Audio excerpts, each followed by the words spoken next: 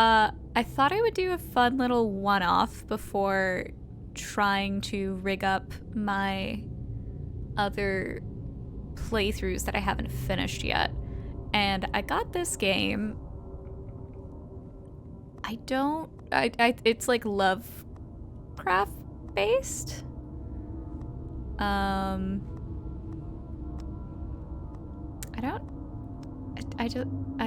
just gonna jump in. Dagon, is that it? A faithful, interactive adaptation of H.P. Lovecraft's work focused on story and atmosphere.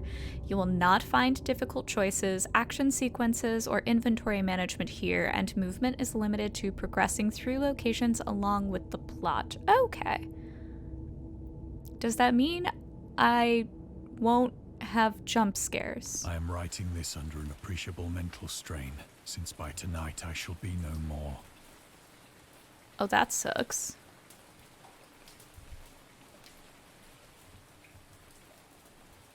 Do it. I can't move. Is that intentional? Oh. I will encounter interactive elements. Some of them will allow you to continue your journey. Others will reveal interesting facts about the original short story, its historical background, and the author. Like how racist he was?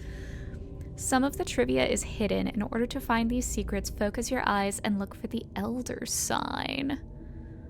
You can also access all the found facts later. Oh, that's really nice. I really appreciate that.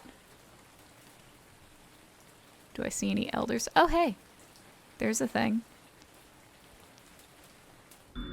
Oh.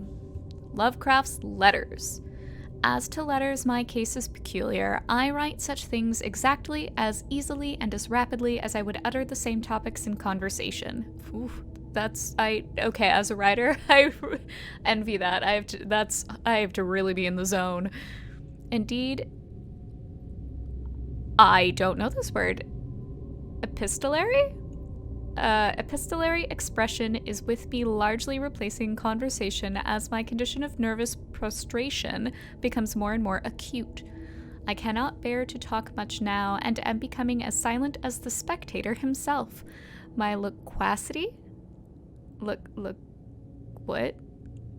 Loquacity extends itself on paper. These are definitely not vocab terms in the common vernacular.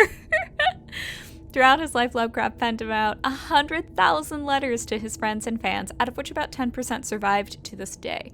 But his tendency to endless correspondence was a relatively late growth. In youth, I scarcely did any letter writing. Thanking anybody for a present was so much of an ordeal that I would rather have written a 250-line pastoral or a 20-page treatise on the rings of Saturn.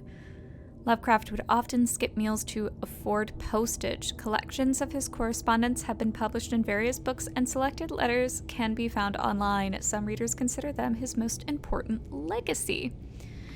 Not the racism?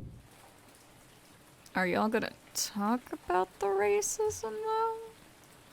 'Cause it was there. Just Google what he named his cat.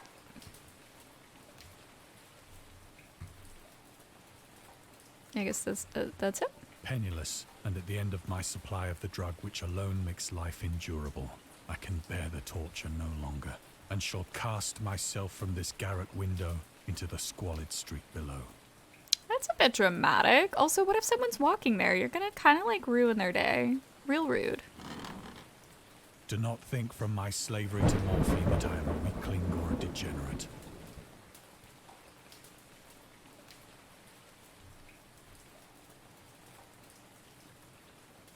Any other thingy? No? When you have read these hastily scrawled pages, you may guess, though never fully realize, why it is that I must have forgetfulness or death.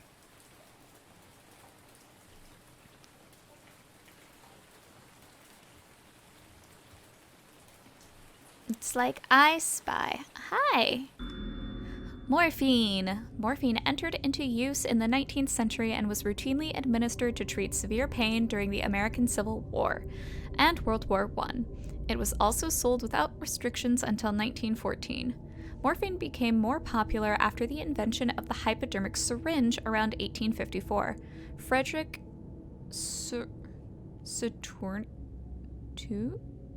Turner? I don't remember what an umlaut does. Ooh, right? Saturner?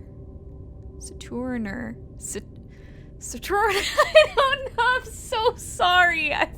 I don't remember I think the umlaut is supposed to be like Turner. Maybe it's Sir Turner. I shouldn't be allowed to read things. Who first isolated the substance, originally named it with morphium, after Morpheus, the Greek god associated with dreams. At the time when Dagon was published, morphine abuse, known as soldier's disease, already posed a big problem in the United States. I've never heard it called soldier's disease. I like that though. That's a cool name. It was in one of the most open and least frequented parts of the broad Pacific that the packet of which I was supercargo fell a victim to the German sea raider.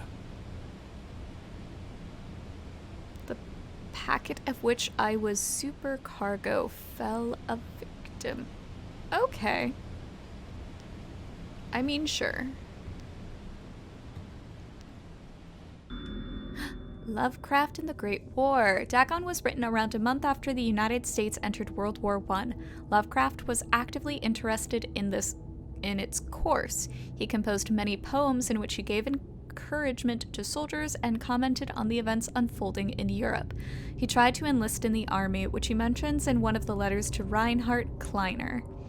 Some time ago, impressed by my entire uselessness in the world, I resolved to attempt enlistment despite my almost invalid condition. I argued that if I chose a regiment soon to depart for France, my sheer nervous force, which is not considerable, might sustain me till a bullet or piece of shrapnel could more conclusively and effectively dispose of me. Okay. But even though he passed the physical exam, his mother prevented him from going to the war. She has threatened to go to any lengths, legal or otherwise, if I do not reveal all the ills which unfit me for the army. I am Providence, the life and times of H.O. Okay.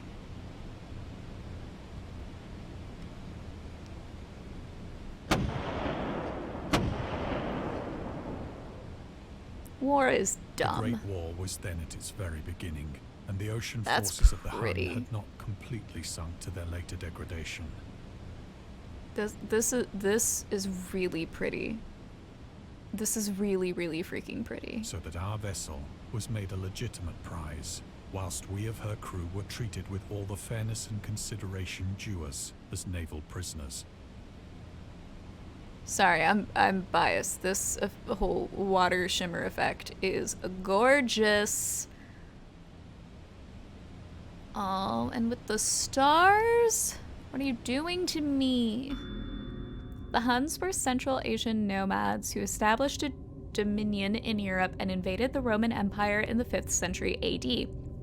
They were known as brutal, deadly warriors and masters of quick raids who also developed powerful composite bows, lassos, and early siege weapons. Siege. During World War I, the British used the word Hun as a synonym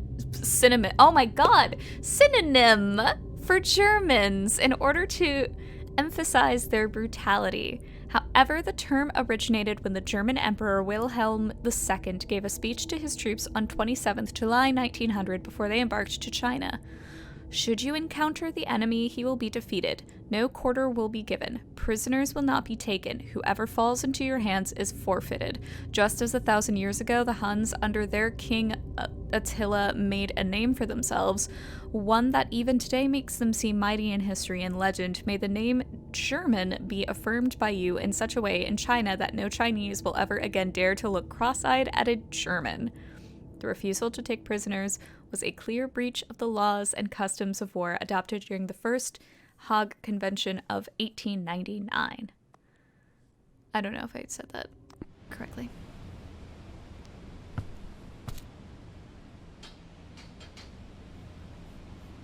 So liberal, indeed, was the discipline of our captors, that 5 days after we were taken, I managed to escape alone in a small boat with water and provisions for a good length of time.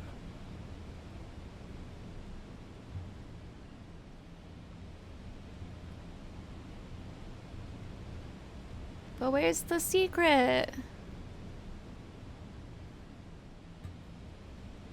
Where's the secret? I feel like I'm playing I Spy. Just you? Man. I don't like the creaky sound. When I finally found myself adrift and free, I had but little idea of my surroundings. I don't like this one as much as the first one. It's still pretty though. Never a competent navigator, I could only guess vaguely by the sun and stars that I was somewhat south of the equator. This Of would the be longitude, horrifying. I knew nothing, and no island or coastline was in sight. Like, legit horrifying.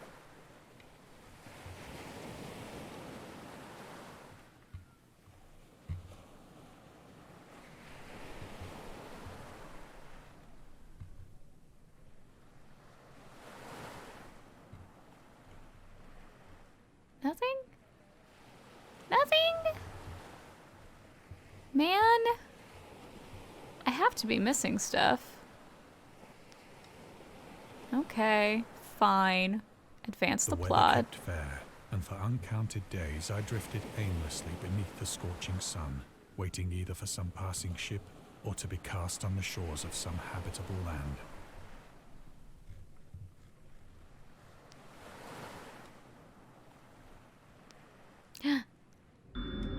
The Return to Short Stories.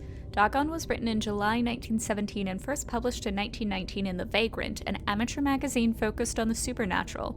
The story is the first of his stories that introduced an element from the Cthulhu mythos. Dagon itself, a pagan cult worshipping Dagon, later appears in The Shadow over Innsmouth, one of Lovecraft's most popular works. 1917 is also the year when he wrote The Tomb, a story about Jervis Dudley, a daydreamer who discovers a mysterious mausoleum in the woods by his house and becomes obsessed with it. I would move. Just be like, I'm sorry, weird mausoleum that's like behind my house, bye. These two works marked Lovecraft's return to short story writing after he burned most of his attempts at the genre 9 years prior and decided to concentrate on poetry. Lovecraft stated that it was his friend William Paul Cook, a literary publisher and critic, who convinced him to start writing weird fiction again. Just be weird. But don't be racist. But neither ship nor land appeared, and I began to despair in my solitude upon the heaving vastness of unbroken blue. The change happened whilst I slept. You're gonna be weird. You're gonna be creepy. Its details I shall never know. I don't like that. I don't like this rising For tension. my slumber, though troubled and dream-infested, was continuous. Nope. Oh god, oh, the sound effects. Oh, I didn't like the sounds. Oh, this is an issue. Wait, so like that's my boat. So are we on land? Look at all these tentacles. That's fun. The tentacles are fun. You're not. When at last I awoke, it was to discover myself half sucked into a slimy expanse of hellish black mire, which extended about me in monotonous undulations as far as I could see, and in which my boat lay grounded some distance away. Though one might well imagine that my first sensation would be of wonder at so prodigious and unexpected a transformation of scenery, I was in reality more horrified than astonished. For there was in the air and in the rotting soil a sinister quality which chilled me to the very core. The region was putrid with the carcasses of decaying fish and of other less describable things which I saw protruding from the nasty mud of the unending plain. Am I being picked up? Am I being held by a tentacle right now? Perhaps I should not hope to convey in mere words That's the pretty. unutterable hideousness that can dwell in absolute silence and barren immensity. Okay, things I've learned about myself. I am an absolute hoe for pretty lighting effects. There was nothing within hearing, and No. nothing in sight, save No. a vast reach of black slime. Yet the very completeness of the stillness and the homogeneity of the landscape oppressed me with a nauseating fear. The sun was blazing down from a sky which seemed to me almost black in its cloudless cruelty, as though reflecting the inky marsh beneath my feet.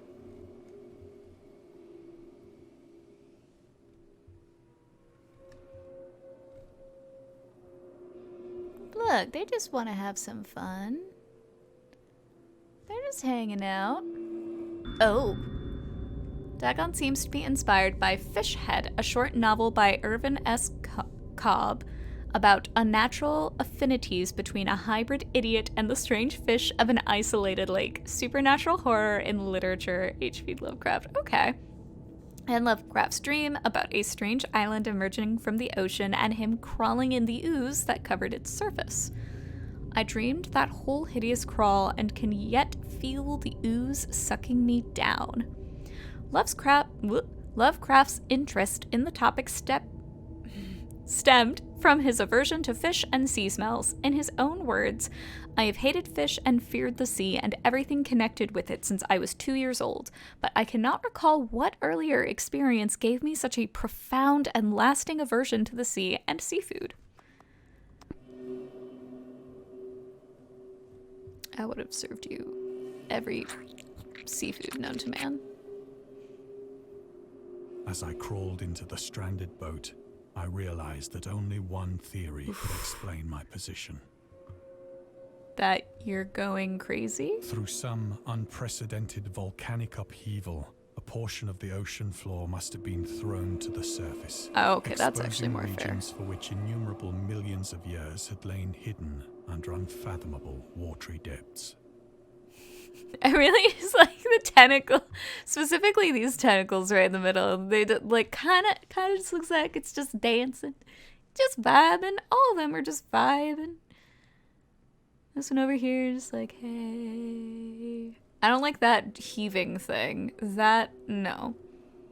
So great was the extent of the new land which had risen beneath me that I could not detect the faintest noise of the surging ocean, straining my ears as I might.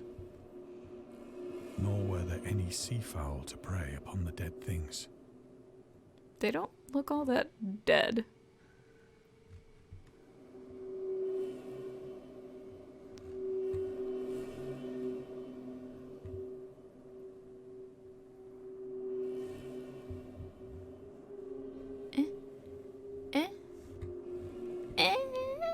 No? Okay. For several hours I sat thinking or brooding in the boat, which lay upon its side and afforded a slight shade as the sun moved across What is the moving heavens. behind me? No, what? No, I don't like that. I don't like that. I don't like that. Oh, no. As the day progressed, the ground lost some of its stickiness and seemed likely to dry sufficiently for traveling purposes in a short time. That night I slept but little. No. And the next day I made for myself a pack containing food and water, preparatory to an overland journey in search of the vanished sea and possible rescue. I don't, oh God, I don't like it. I do not,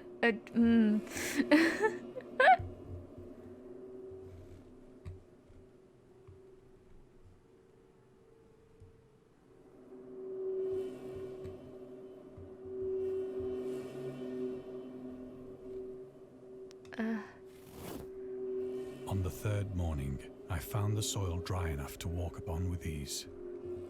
The odor of the fish was maddening, but I was too much concerned with graver things to mind so slight an evil, and set out boldly for an unknown goal.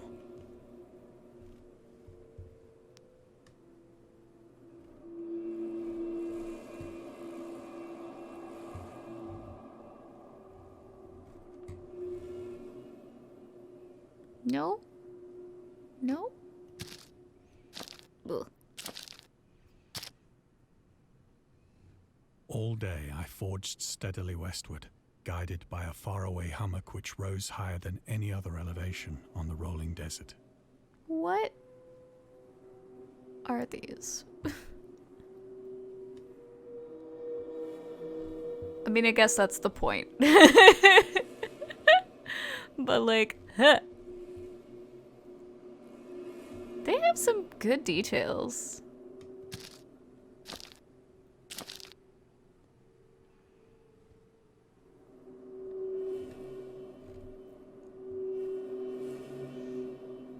I like that arm.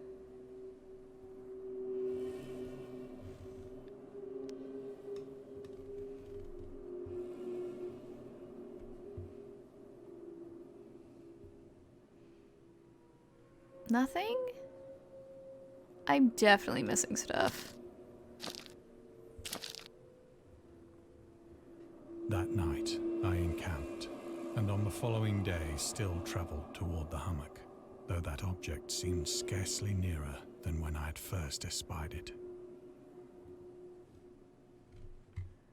When first I spied it.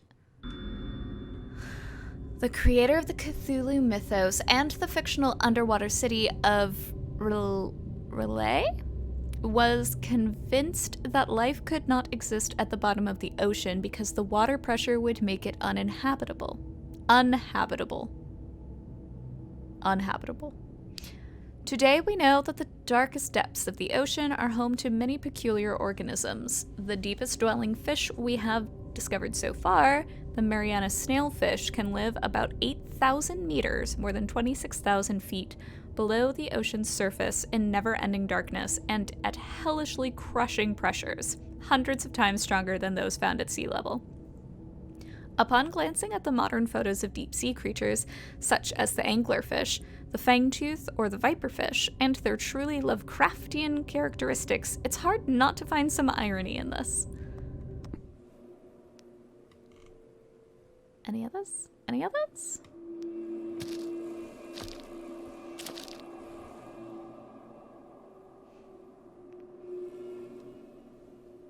By the fourth evening, I attained the base of the mound, which turned out to be much higher than it had appeared from a distance.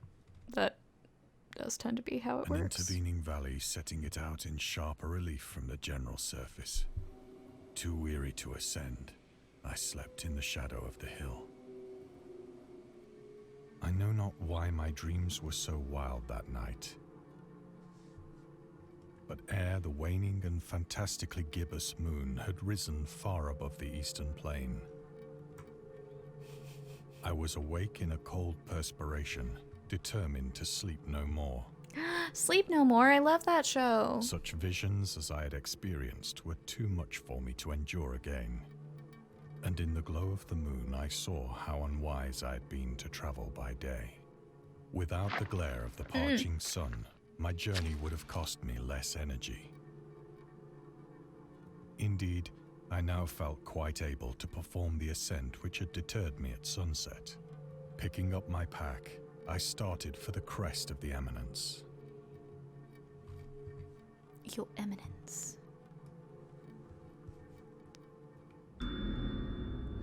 Contrary to popular opinion, Lovecraft was not an ever-frowning, eccentric, grumpy loner. He considered himself to be a person who appreciated humor. Moreover, he would often meet with friends in his apartment or at various cafes in Brooklyn and Manhattan. At times, his social life was so intensive his work would suffer for months.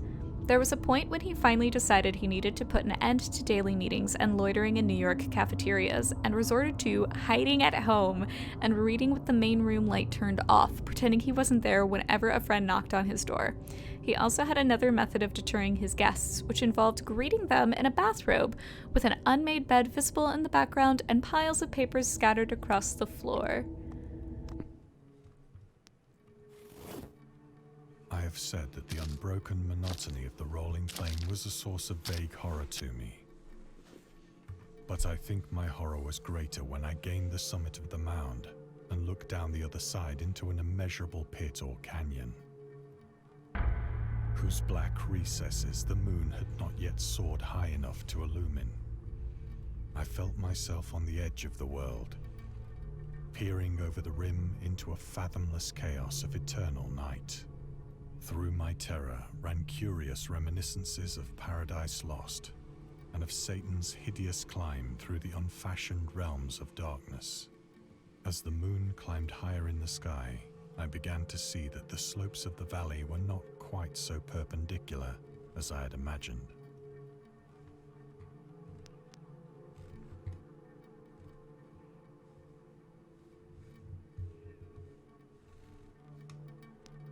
Ledges and outcroppings of rock afforded fairly easy footholds for a descent, whilst after a drop of only a few hundred feet, the declivity became very gradual.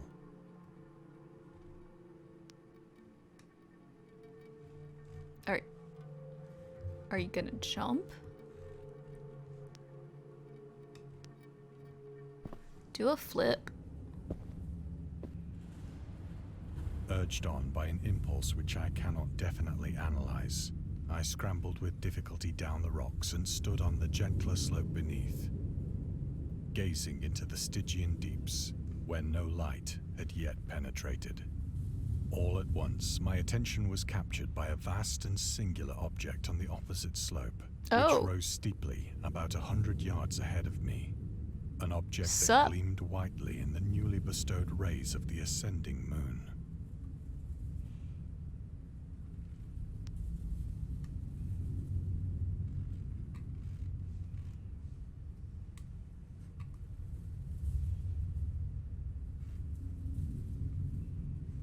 Nothing? What about this? Nope.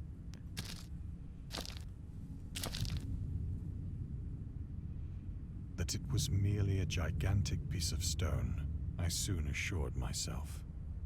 But I was conscious of a distinct impression that its contour and position were not altogether the work of nature. A closer scrutiny filled me with sensations I cannot express. Sexy, sexy sensations.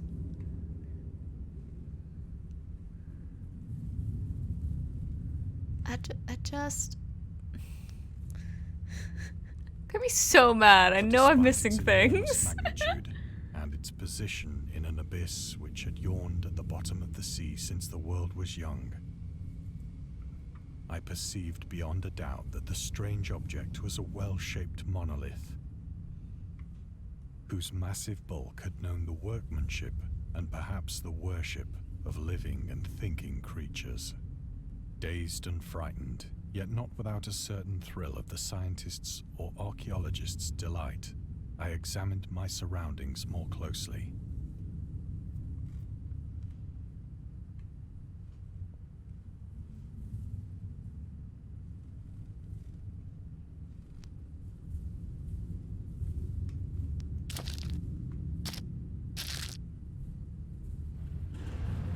The moon, now near the zenith, shone weirdly and vividly above the towering steeps that hemmed in the chasm, and revealed the fact that a far-flung body of water flowed at the bottom, winding out of sight in both directions and almost lapping my feet as I stood on the slope. Across the chasm, the wavelets washed the base of the Cyclopean monolith, That has symbols and stuff. on whose surface I could now trace both inscriptions and crude sculptures. Yeah. That's a concern. I feel like that's a concern. I'm concerned.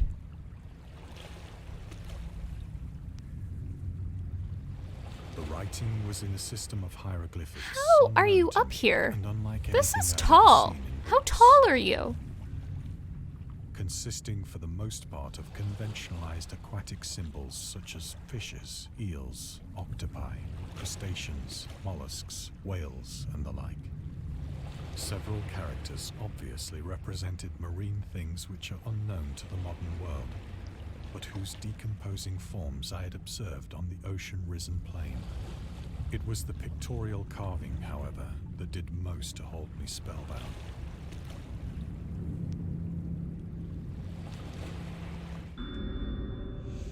Dagon contains many themes and storytelling methods that Lovecraft developed in his later works, such as telling the story through carvings at the Mountains of Madness, the Nameless City, journals and characters' notes, The Shadow Out of Time, The Haunter of the Dark, islands emerging from the ocean, The Call of Cthulhu, or fictional beings and deities based on real events and mythologies. Migo? In The Whisper in Darkness? It's also considered the origin of the popular Cthulhu mythos. Some of Lovecraft's other stories also include, in a manner similar to Dagon, but let's skip the details in order not to spoil the ending. Plainly visible across the intervening water, I assume he goes cray. Size were an array of bas-reliefs whose subjects would have excited the envy of a doré. Ugh, never want to excite the envy of a doré. Am I right? I think that these things were supposed to depict men. Am I right? At least a certain sort of men. Though the creatures were you know what kind of men. like fishes in the waters of some marine grotto, or paying homage at some monolithic shrine which appeared to be under the waves as well. Of their faces and forms I dare not speak in detail. Or draw in detail. For the mere remembrance makes me grow faint. Grotesque beyond the imagination of a Poe or a Bulwer. Oh. They were damnably human in general outline, despite webbed hands and feet, shockingly wide and flabby lips, glassy, bulging eyes, and other features less pleasant to recall. Why is my brain... It said flabby lips and immediately my brain was just like, kissy kissy! Curiously enough, they seem to have been chiseled badly out of proportion with their scenic background. For one of the creatures was shown in the act of killing a whale, represented as but little larger than himself. I remarked, as I say, their grotesqueness and strange size, but in a moment decided that they were merely the imaginary gods of some primitive fishing or seafaring tribe. Some tribe whose last descendant had perished eras before the first ancestor of the Piltdown or Neanderthal man was born. I don't know, these are much more modern, like, art techniques, so...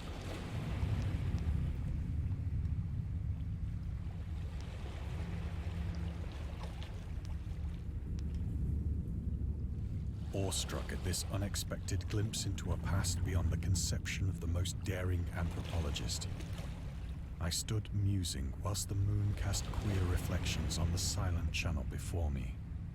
Then, suddenly, I saw it. What? Where? What? No! No! No! No! You stop it. You stop it. With only a slight churning to mark its rise to the surface, No. the thing slid into view above the dark waters.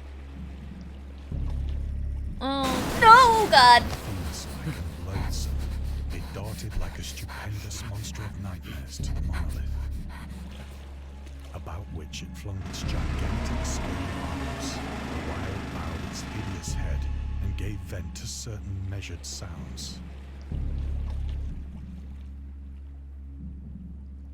You're actually not as scary looking as I thought you were gonna be. I don't like your model design.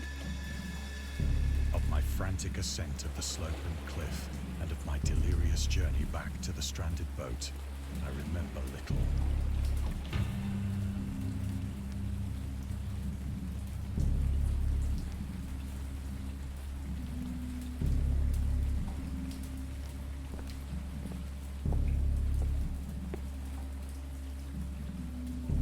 I believe I sang a great deal, and laughed oddly when I was unable to sing.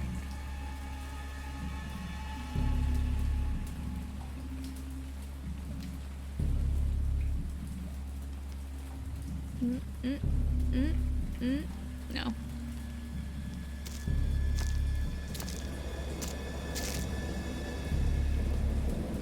I have indistinct recollections of a great storm sometime after I reached the boat. No. At any rate, I know that I heard pearls of thunder and other tones which nature utters only in her wildest moods.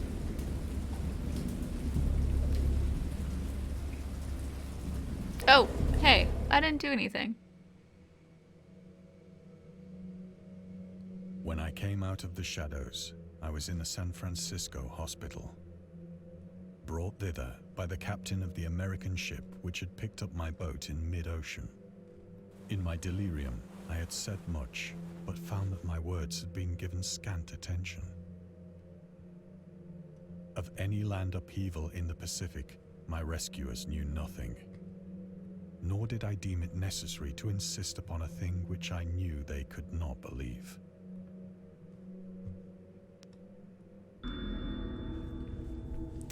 Lovecraft was a prominent figure in the world of amateur journalism. In 1915, he started publishing his own journal called The Conservative Figures, which included political and social commentary, poetry, short stories, and literary criticism written by him and other authors. Oxford, comma!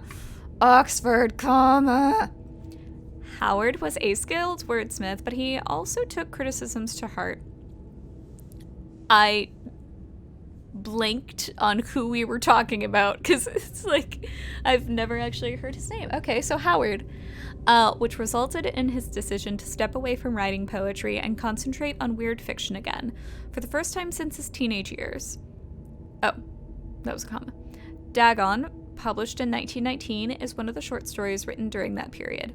In the example excerpt from The Conservative, the master of horror fiction explains his attitude towards warfare and the idea of world peace. Why any sane human being can believe in the possibility of universal peace is more than the conservative can fathom. Should the entire civilized world agree simultaneously to disarm, one or more nations would undoubtedly retain secret armaments and at the proper time take advantage of their more altruistic and less astute contemporaries in a wild career of conquest against unarmed victims. No country is or ever can be above warfare until the basic impulses of the human animal shall have miraculously changed. I mean, yeah, but also war is dumb.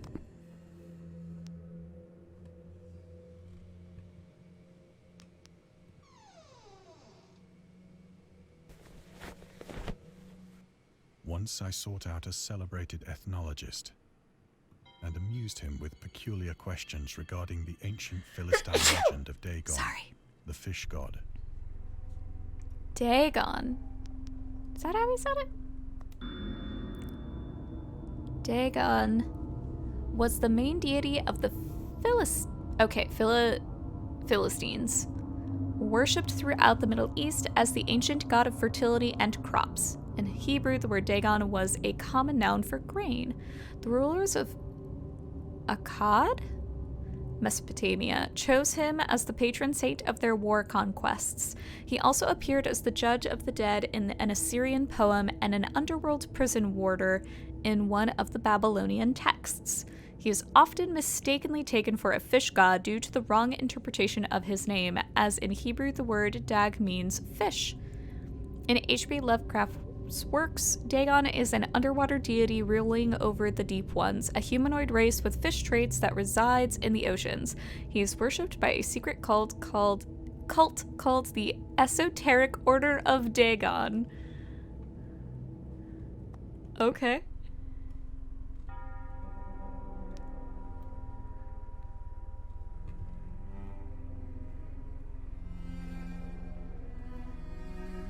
So fancy. You don't... There's so much space in here. You don't need that much space.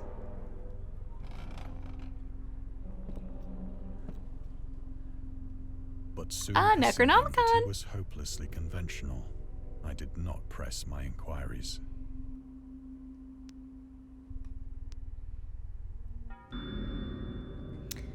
August Derleth was an American writer and anthologist. He also befriended Lovecraft and published many of his works throughout his company, Arkham House. Although he greatly contributed to the popularization of the author's works after his death, he is surrounded by numerous controversies. One of his most questionable decisions involved introducing the good versus evil doctrine. Derleth was a devout Catholic to the Cthulhu mythos, which contrasted with Lovecraft's view of the world and his approach to cosmic horror. As a result, the author's works are often misunderstood and misrepresented in today's culture. It is also It is also worth noting that Lovecraft was never really interested in creating a mythology, and the term Cthulhu mythos was coined by Derleth after the author left the mortal plane. Lovecraft's attempts to find a job in 1925 were influenced by advice he received from friends. Among others, he started freelancing for a marketing magazine where he would write announcements and commercials. Feel free to judge his copywriting skills for yourself. Oh no! Oh god, okay. From an ad for Curtis Woodwork. Curtis Woodwork embraces both the usual structural units and the cleverest contrivances of built-in or permanent furniture, such as bookcases, dressers, buffets, and cupboards. Every model is conceived and crafted with the purest art, ripest scholarship, and mellowest craftsmanship, with energetic enterprise can command. And made to conform rigidly to the architecture of each particular type of home. The cost, considering the quality, is amazingly low, and a trademark on the individual pieces prevents any substitution by careless contractors. Okay. Oh, you sold me.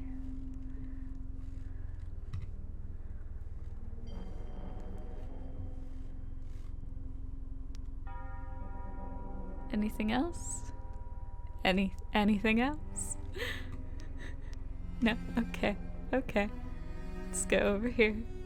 To the window. To the wall. Hi. Don't look at me like that. Don't look at me. You know you broke it down to that song. You know you got jiggy on the dance floor. I'm very white.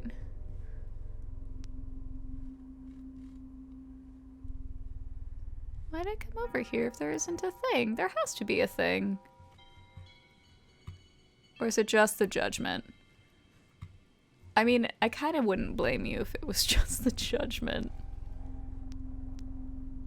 Oh, there is a thing! Ah! That was hard to see.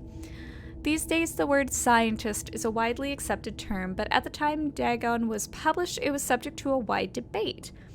After the author used it in the story, critics pointed out that man of science was a more appropriate term to employ. He admitted that if Dagon were to be reprinted, he would indeed use the phrase they suggested. Scientist was coined as an analog to artist, to be used when referring to those studying different branches of science. Yet, in the 19th and early 20th century, scientific researchers in Great Britain and the United States were of the opinion that man of science, resembling the term man of letters, was the only proper choice. Among other things, it was gender-specific, indicating that science was an endeavor to be pursued by only one sex. You all suck! The term scientist became more accepted only after World War II, and man of science started fading into obscurity as an old-fashioned synonym. Well, yeah, don't be sexist. Sexism is stupid. So's gender. Anyway.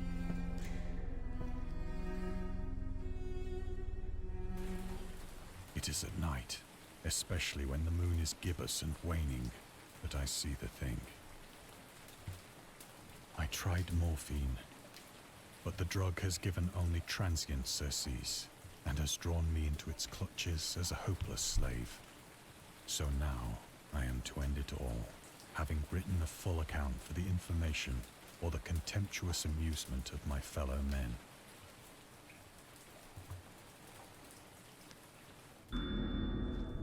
Lovecraft hated tobacco. Even though he used to smoke when he was 12 in order to look and feel like an adult. Oh god. In his correspondence with friend Reinhard Kleiner, he claimed this friend is being mentioned quite often. Is history just saying that they were friends? He claims that he quit as soon as he started wearing long pants. That's it. Reinhardt, this is it. I wear the long pants now. Time to hang up my days at the smoke shop. He also had a very strong opinion about alcohol, as evidenced by his letter to Zelia Brown. As for the matter of drinking, I have never tasted intoxicating liquor and never intend to, having a strong aesthetic disgust at anything which blunts or coarsens the delicate nature, equipoise of the evolved human intellect and imagination. Drinking excited my personal repugnance, hence I don't drink. Let the herd do what they will. I am rather in favor of prohibition, the prohibition of any one antisocial force as well as of any other. Okay, I mean, like, to be perfectly blunt, I'm also anti-drinking, but, like, I would never stop. Like, prohibition is stupid and would literally, it doesn't work. It doesn't work. Ugh.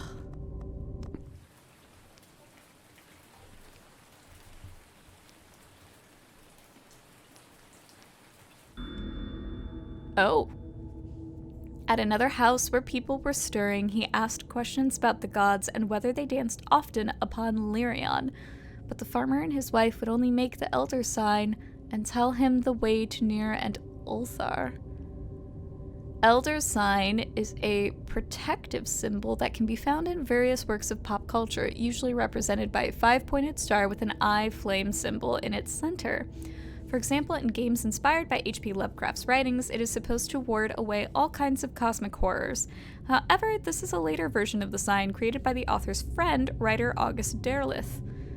In our game, we have used the original symbol as designed by Lovecraft in the form of a 6-pointed branch, which he sometimes included in letters to his friends.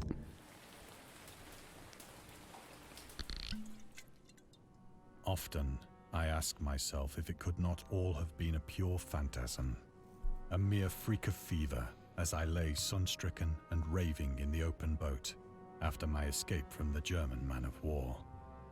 I mean, probably, and if not, it would have just been better for your mental health to write it off as such. I ask myself, but ever does there come before me a hideously vivid vision in reply. I cannot think of the deep sea without shuddering at the nameless things that may at this very moment be crawling and floundering on its slimy bed, worshipping their ancient stone idols and carving their own detestable likenesses on submarine obelisks of water-soaked granite. Why? I mean, their religion isn't bothering you. I dream of a day when they may rise above the billows to drag down into their reeking talons the remnants of puny, war-exhausted mankind. Let them be. Of a day when the land shall sink and the dark ocean shall ascend amidst universal pandemonium. That's like a whole lot of Godzillas. You go, Godzillas.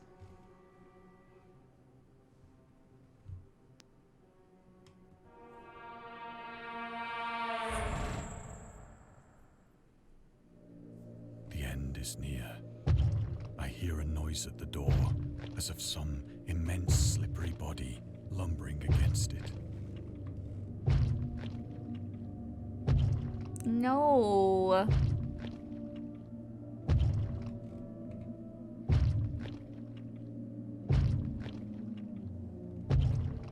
I don't like the squish.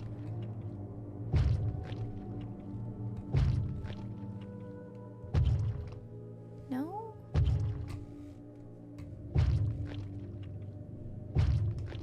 Where are your sheets? You have a blanket? I think it did. God, that hand! Reptar! The window! The window! Alright, go to the window.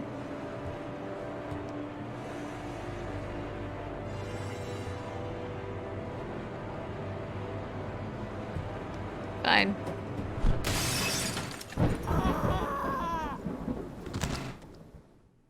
Squish.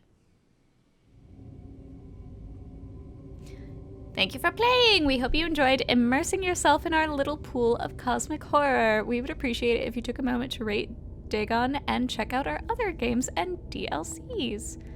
Yeah! Well, I think I have this. What? Whoop.